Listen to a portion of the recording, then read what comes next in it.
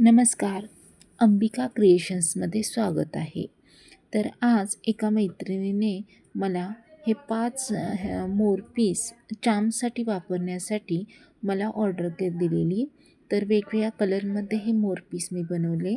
वेगवेगळ्या डिझाईन एकच आहे पण कलर वेगवेगळे आहेत, त्यामुळे सुंदर असे डिझाईन तयार झालेली आहे. आणि त्याचबरोबर हे 2 फ्लावर्सचे डिझाईन्स आहेत.